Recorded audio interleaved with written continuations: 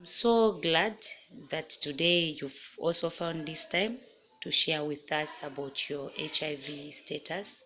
I know it's not easy living with it, but can you at least explain more on how you discovered that you are HIV positive? Oh well, we discovered our HIV status when my husband got sick. He developed some illness, so when he went to visit the clinic, he tested positive, and he was told to inform me and to also have my HIV test done. Okay, so you feel it is something that I want to believe it's not something that maybe you can just blame your partner to say maybe it's the person that brought it, or I don't know. Well, it's not a blame game. I don't know his movements. I might be faithful in some way. Men sometimes they find challenges, so it's not a blame game. I just accept our status and we live our life the way it is now. All right, so accepting your status, how has it really helped you?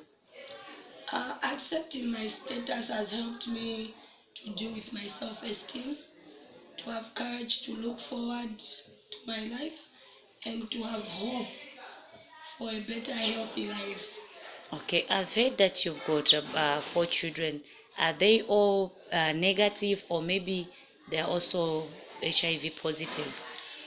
All my children are negative and they are healthy. Okay. Yes, and we want to keep it that way. All right, thank you so much.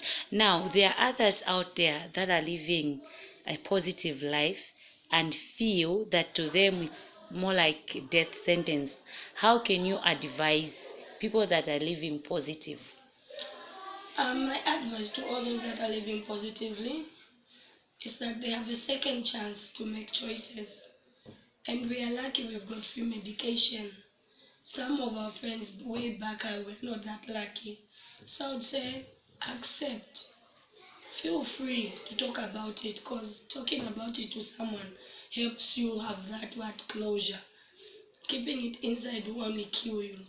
So just feel free to speak it out and don't never forget taking your medication. That's the most important thing. Oh yeah, especially on the part of taking medication, really, it's something that we need to emphasize on, because there are some people that think when you are HIV positive, it is the end of life, it's the end of everything, they cannot work. But I mean, we are lucky, like you have already said, because nowadays we can have free access to medication, which I feel it is the most important thing, because there are a lot of people that are positive today and they've accepted, they are living their lives, they are very happy. So let me also say thank you so much, because it's not very easy to come out on open and begin to share with us the lifestyle that you have, and also to accept that this is what has happened. So my encouragement really, even for those people that are HIV positive, is not to look down on themselves, just to take medicine the right way. After all, we still have a second chance in life. Yes, that's true. And thank you for giving me the opportunity to help someone out there who is still in denial of their status. Yes. Okay, on radio, television, community, or should I say a country at large, a cry has been heard of that of an innocent child that has been raped. With me today, I'm happy to meet Madam Precious. Madam Precious, what is rape? Rape is sexual intercourse without one's consent. Okay, and how does rape harm a victim? It harms a victim in a way that they will be depressed because of the incident that happened, and they will start having low esteem, which can also lead to suicide. Okay, and how can one protect themselves from rape? By being responsible of their actions and also avoiding to walk in the night. Avoiding walking in the night. Okay, now here's a scenario where a 1-year-old baby has been raped. How can a 1-year-old baby protect himself or herself? Okay, in this scenario, it's the responsibility of the parents or should I say the mother. The mother should always be careful of the environment that they have their baby in. In case there are a lot of male people in the environment, they should be aware of the surrounding that the baby is in. Okay, and what can be done if your child or my child has been raped? Where do you think we can run to? We can report this to the police, and if you are not just free to just speak up, you can tell someone that you trust, someone that is really close to you. Okay, talking about trust, many at the times the victim or the perpetrator are people that we know very well.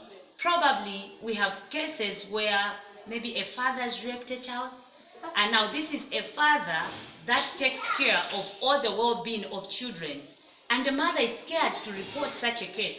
What advice can you give a mother? Okay, in this scenario, if you shouldn't be afraid to voice out, because if you are going to be tolerant about it, it will be an ongoing thing. So the best thing to do is to voice out to stop the act. Okay, now let me give also another example of a person that is being raped by a stepmother, or should I say a stepfather, because it's both ways rape can happen. And this mother is scared to go and report to the police because the father has been taking care of this stepchild that has been abused or raped. What advice still can you give to a parent that think because this is the person that looks after us, we cannot report such a case? The advice I can give them is to just report them. Like I mentioned earlier, to say if they are being tolerant of it, the actions will just go on and on. And it's also dependent, because with one being afraid to why they shouldn't report the person, it's because the person has been threatening them. So it's important to just voice out and report it. Okay, yes. Thank you so much. Rape or no rape, victim being somebody that we know very well, our duty is to report if we are to get rid of such a vice. Let me also thank you, Madam Precious, so much for having the courage and all the knowledge that you've shared with us today. Thank you so much. Thank you for meeting with me today. On a topic of discussion, we are looking at abuse and relationship. For us to carry this on, we are going to define two keywords, that is abuse and relationship.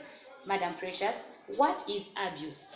Abuse is a sort of mistreat or ill treatment. And what is relationship?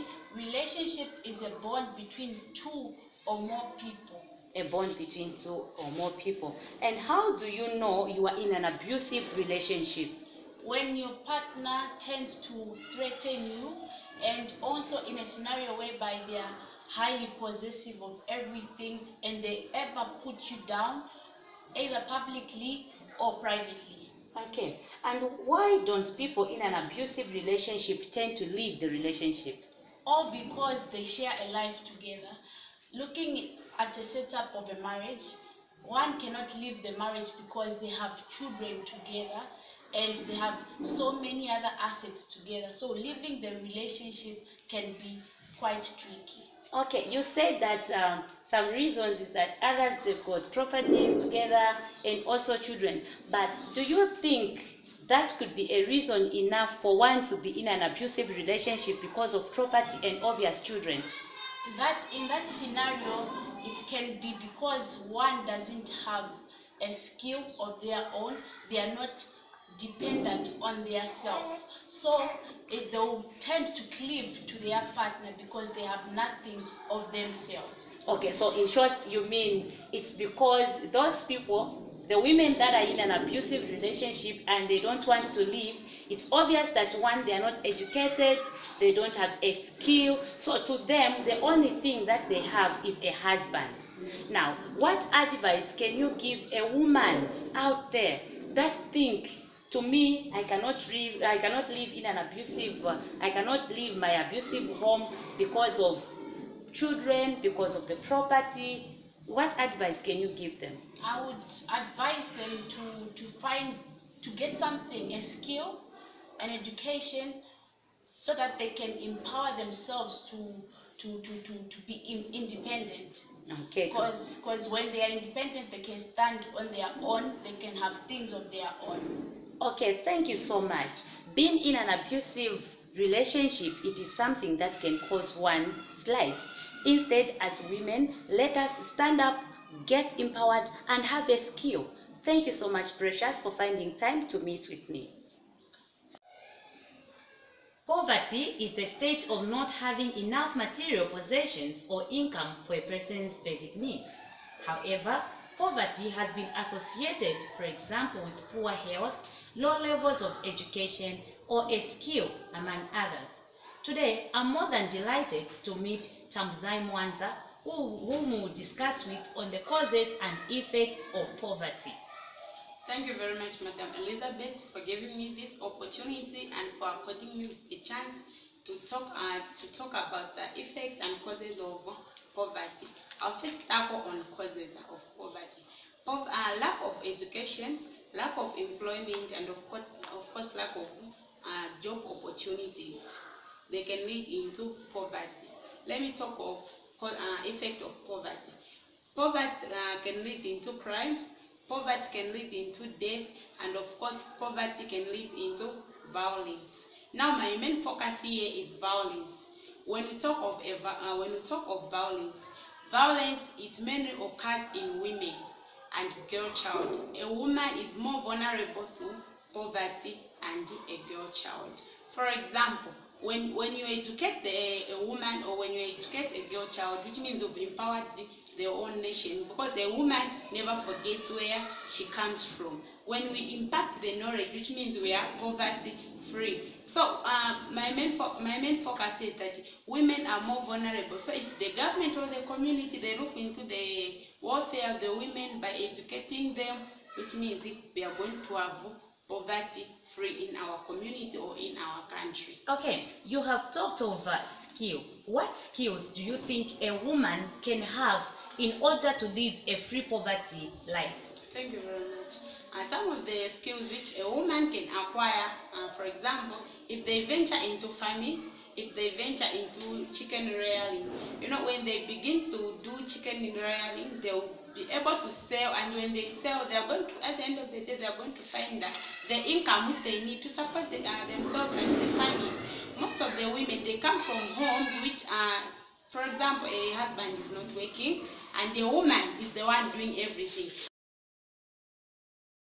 Gender-based violence is a talk of the day. A day hardly go without hearing it, being on radio, television, and so on. Today, I'm more than delighted to meet one of the parents at Density Community School who'd want to share with us what she understands by the term gender-based violence and why it happens and how we can prevent it. Hello, my name is Thelma Tempo. I'm a parent to Marcus Linde, who's at Density Community School. I'm here to talk a little about gender-based violence and what it has done to our communities. To begin with, I'll define gender-based violence. Gender-based violence is violence that is directed to a person depending on their sex or gender. Mainly, gender-based violence can be attacked by men or women, but the most vulnerable here are women, and I'm going to talk about the women in particular. Firstly, I think women in marriages are being battered by their husbands, and they keep silent simply because they have nowhere to run to. Maybe they have not taken care of their families. To begin with, I would illustrate an example where a wife is being battered every day, and she has no working skills in her abilities to work, and she's not very educated. Here's a scenario where we have organizations that can take care of such women. Do you believe that there can be such as gender-based violence? I think a woman should be given a chance to have skills and better education and more information on how to go about this gender-based violence. And here is a girl child who is being abused by a guardian or maybe just any other person from the background. And then here I'm a mother here who's a single mother, and my child is being violated. What do I do? Do I go to the authorities? Should I report it or should I keep silent? I'm sure you know the answer. Keeping silent is a solution for me. Why?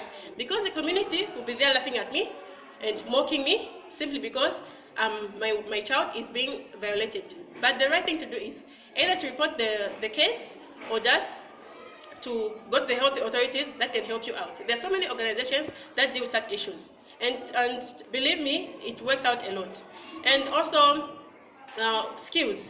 We need organizations that can give women the opportunity to give out their skills and see what they can do for themselves. There are so many women who are able to do a lot of things, but since they don't have that opportunity to stand out and come out their abilities out, it's not very easy. So I believe if we can have such places where women can run to, this violation could not be there. And even the men themselves, they even know that the wife is so much helpless that he can do whatever he wants to her because she has nowhere to go, she has no one to take care of the family and the children. And women, because of their good hearts, they have so much love for their children that they don't want to separate their children from their families or their fathers. But the best thing to do is to report them from the authorities or just any other way they can help them. Thank you. Okay, you say that we need to report such cases. Now, here's a situation where somebody that is being abused, probably you have a daughter, then this person is being raised by the stepfather, then the stepfather happens to abuse that child. You as a mother, you are told about everything, but you fail to report because you know that this is somebody that is looking after us. What do you say about that? Because I've seen a lot of people nowadays, they tend to keep quiet than reporting the case because the abuser is probably somebody that is doing fine. That's very true. I'll agree with you that it's not very easy for you to come out to the world and say that my child is being abused. But the best thing to do is you can just go to the authorities and report it. And then, this is why I've said that women need to be empowered. Believe me, madam, if I was a hardworking woman and have a job with me, why should I pay for someone who's abusing my child to be taking care of me? For sure, I'll directly go to the authority and report them for such cases. And I think that's the most very important part, where a woman is helpless, no education, no information, no job, no employment. I'm sure it's very, very not easy to talk about such issues. They'll be very vulnerable to go to the authorities. Of employment has also seen young ladies being married off because some parents, they think it's a solution to ending poverty. What do you say about parents who are marrying off their daughters thinking it's the only way to get rid of poverty? Okay, about that, I would say as a young lady or a young girl, we have so much energy that we can use just within us. All we need is just effort and just asking around how you can go about it.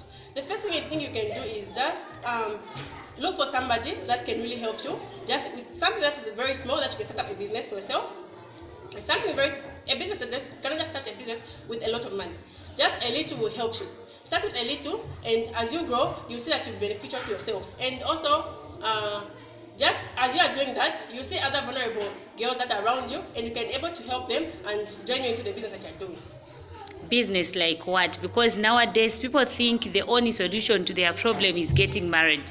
And I'm sure here in Zambia, you can agree with me, a lot of women are being abused in the name of marriage. They think there's nothing they can do apart from being in that marriage. In fact, they even say marriage is a shipikisha club where you just stay even if it's hard. You can't just come out of that as you think it's the only solution. What business do you think a woman can do, or what advice can you give to women who think like being married is the only solution? Yes, we understand that it's a good thing, but should we put all our mind in marriage? Okay, I think nowadays marriage is not every key for someone to have a very good life. The best thing I can say is I would urge other women out there to look into themselves and go around seeing how they can help themselves. For example, you can just go to organizations that offer natural skills that you can just help up yourself. They can do sewing, they can do cooking, they can do all sorts of adventures. And with that, you can really help yourself. Okay. Then we are seeing nowadays a lot of parents and rather youths, they are being involved into different activities because of COVID-19. You understand that this has affected almost everyone. How do you deal with such issues? Okay. I think COVID-19 has really brought a blessing. Oh, indeed. I mean, countrywide. Yeah. Like not only Zambia, but worldwide. Yes, I agree with you. COVID-19 has really dealt with us. Yeah. But that should not be the end of us. We need to stand up and fight it. Not only that, we need to engage into other things and make sure that we sustain. You've seen, many companies have been closed. And if you rely on only one job that you're doing, I'm telling you, you'll go nowhere. So the best thing you can do is look around for something to help yourself. Even little business can really help you. or just engaging into something else that is just on your own, individually. Okay, do you think women are finding it very difficult to venture into agriculture because they think, okay, husband, now we've got an excuse of saying coronavirus has done this, and that. Do you think women can also venture into agriculture or maybe chicken farming or fish farming and like? Oh yes, they can. I believe they can. You know, farming is not all about having a lot of things to start with. You can just go, there's a lot of land that is mixed around that you can use for farming. Fish farming can be done, chicken rearing can be done, and chickens are not very expensive to start with. And believe me that many women are doing anything possible to sustain their lives, not only depending on a man. A man will deceive you, I'm telling you, if you just... But I mean, what advice can you give to a woman that think, to me, marriage is the only thing? Okay. Yeah. I think to those women I would say, stand up and rise up. Believe me, you can do a lot of things with yourself that just being stuck in that marriage that's not benefiting you in any way. You know, and I want to believe that this is something that has also caused gender-based violence. You know, women are very reluctant. To them, they think, okay, my husband has gone. Oh yeah, you see, I'm giving him children. Yes. There's nothing he can do. Yes. This is a woman that sits from morning to sunset. Now the husband goes for work and finds that he hasn't found anything, not even And money to buy salt. That's the main reason why these women are being battered around and pushed around. You see, a man goes to work every day, he comes home, he just seated doing nothing, maybe just, and you know, there are so many frustrations that the man comes from work. Yeah, for sure. So just sitting on a tip set. You are watching Zero. Yes, and you think, no, I'm safe right here in Yeah. Women need to stand up for our rights. Not only seeing these men and saying I will just be staying home and I'm a housewife and I'm done. There are men who even say a woman is his property. Oh yeah. Simply because they paid dowry for that woman, which is not very right. Let's stand up and fight for our own. Laziness should be put away for now. Yes. And you know, I really want to thank you so much for taking this time to come and share with us. Especially, this is something that is affecting our society, our community, and of course, the country at large. Women, they think the only thing is to be in the kitchen, you start cooking, you prepare food for him. And believe you me, these men are beating us because we are trying to lazy around. We want them to bring anything, even like a salt for one kwacha. But if only we can rise up, we can stand up and say, I'm a woman, I can do it. I want to believe that Zambia can be a better place. Thank you so much for taking your time to share with us what causes gender-based violence.